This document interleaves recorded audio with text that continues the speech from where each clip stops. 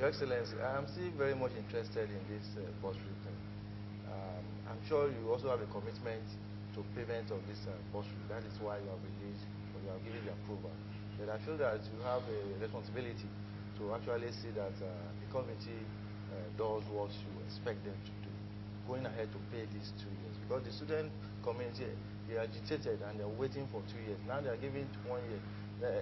We don't foresee any, we don't pray for any unrest or whatever. But I feel that maybe at your level you need to get the committee to explain the reason and all of that for the student to get to it. If it gets to my knowledge, like now it has gotten to my knowledge, I never knew that there were any problems, because as far as I'm concerned, monies have been released.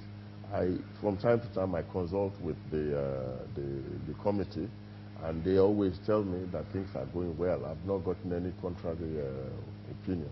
Now I have this, I'm going to call the committee and I'm going to talk to them. Possibly I'm going to also invite the student body, and we will talk about it, and we'll get over it.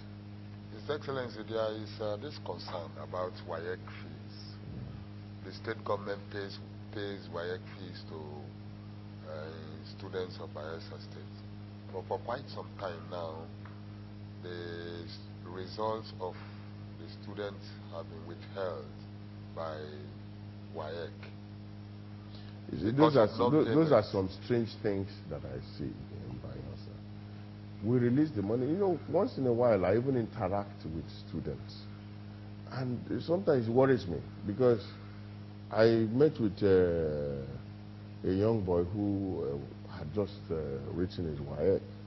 And I asked him, okay, did you pay WAEC fees? He said, yes, he did. And I said, look, we pay for you, so why do you pay? But, you know, there are all kinds of stories coming to me that the WAEC fees are paid, and then they still collect WAEC fees from students. Or in some cases, they get all kinds of people to be on the list, and then they share the money. There are all kinds of stories that come to me. I have not verified any of those. But there are all kinds of issues now. But I want to assure you we are very committed to that program, and we are still paying. In fact, recently I've just approved some money, and the money has been released. I believe it has been released. Yes. So I don't see any problem with WAEC fees. If students' examinations results are withheld, then it's something to look into. But seriously, we on our part are very committed to the program, and we are making payments. Yeah, maybe just to support what Francis was trying to ask. You see, at the point where directive has been given, and then to the implementation point, there seems to be some kind of disconnect. You know? Well, I don't think we have gotten past directive stage now. This is payment stage. You know, approval stage is different.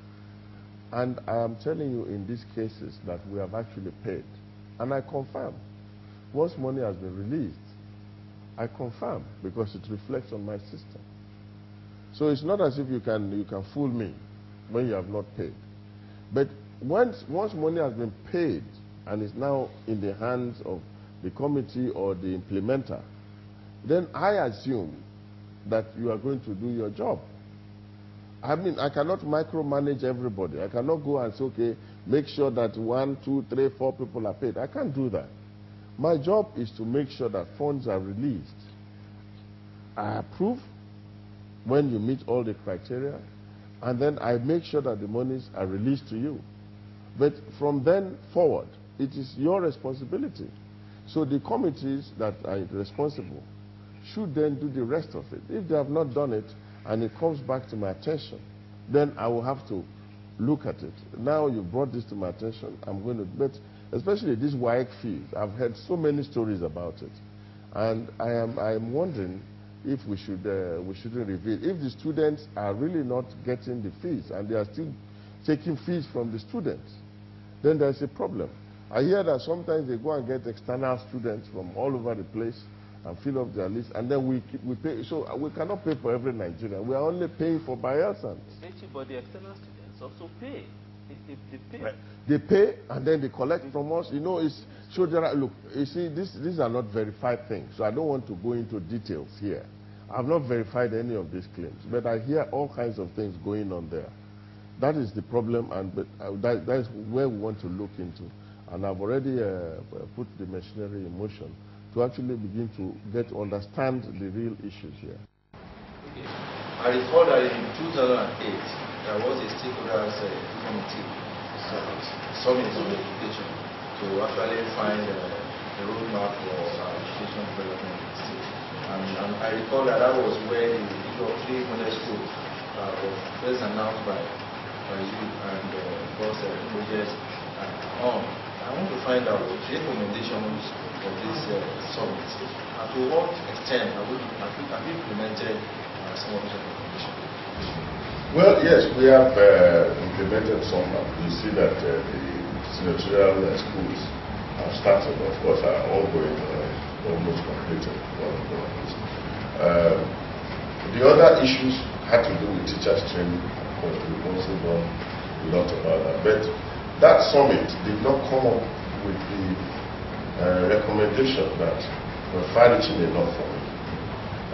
So I've gotten a consultant, the Bayelsa, who is based in UK, and she's already here, to work with the system to really come up with something that really makes sense to us. You know, when you have an idea and then people run with it, and you know the outcomes are not exactly to your own liking, to the way you wanted it to be. You know, I slowed down on it because of that. That's what happened in that case. So we're going to do something much better, and I can assure you that I'm very committed to the education and development of Bayelsa. This lady was here with me even this evening when we saw me outside. And I want to believe that she's going to do a great job. In addition, we have a commissioner that I believe will do a better job. It's a professor, he's been a practicing educationist. And I believe that he's going to do a good job. So we give me some time. But some of those recommendations, the fallouts of the summit have been implemented. Some of them, because they were not very, they were congruent with our expectations, have really been jettisoned. Speaking on education, the Niger Delta University, there is this complaint of lack of proper funding. There are some problems here, reputation of some of the courses. I don't know what anybody will mean by lack of proper funding. If my salary bill just for that university is about 500 million naira every month, then I wonder where we are not funding. They are not going to take the whole money. But of course, I can also say that resources are scarce. You cannot have everything. And of course, I've also granted autonomy to that university. They generate their own funding themselves, which they don't even disclose to me. I don't even ask for it. So I expect that a lot of things are wrong. But I do not. But if you look at universities around the country, I think NTU is one of the best funded universities. When other universities were on strike because of salaries and so on, NTU never went to strike because we made sure that we paid all the salary increases and so on. So I don't think anybody can say we're not funding NTU very well. Yes, granting NDU the autonomy, is government also trying to check its activities? Because again, this is the beginning of the new session. We hear stories of fees being reviewed upwards. Do you allow them to just review the fees upwards like that? No. We have the ministry regulates the activity. Government has become a regulator. So once, if anything comes to government that is against, if it amounts to some kind of profiteering on the expense of the people, we will make it. The Ministry of Education is still in charge, and they will, of course, regulate the activities of the NTU. So if there are any issues like that, I can assure you that the ministry will take it on.